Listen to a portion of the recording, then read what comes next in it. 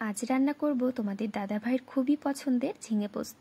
তো ঝিঙে পোস্ত খেতে তোমাদের দাদাভাই কিন্তু ভীষণ পছন্দ করে, আর আজ যেহেতু শনিবার বাড়িতে নিরামিষ রান্না বান্না হয়, তাই ভাবলাম এই রান্নাটাই করি যাতে করে সকলে একটু মন ভরে খাওয়া দাওয়া করতে পারে। তো তার জন্য সবার প্রথম আলু আর ঝিঙেটাকে কিন্তু ডুমু ডুমু করে কেটে নিয়েছি, আর অপর দিকে পোস্তটা কয়েকটা পাকা লঙ্কা দিয়ে আমি বেটে রেখেছি।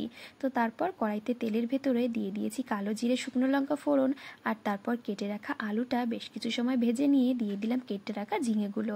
তো ঝিঙেটা দেওয়ার পর লবণ আর একটুখানি হলুদ গুঁড়ো দিয়ে ভাজা ভাজা করে কিন্তু ঢাকা দিয়ে দিয়েছি। আর এখানে দেখো বেশ কিছুটা পরিমাণে জল গলেছে, আর তারপর আমরা দিয়ে দিলাম মিক্সিতে বেটে রাখা পোস্তটা।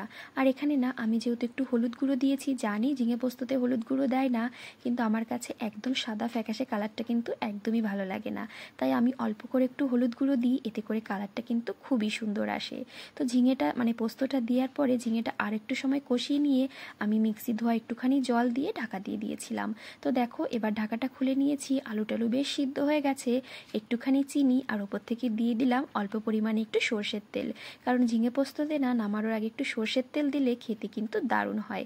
তো একটু সময় জাল করে নিয়েছি, এখন একদম গামাখা হয়ে গেছে, তারপর কিন্তু নামিয়ে নিয়েছি।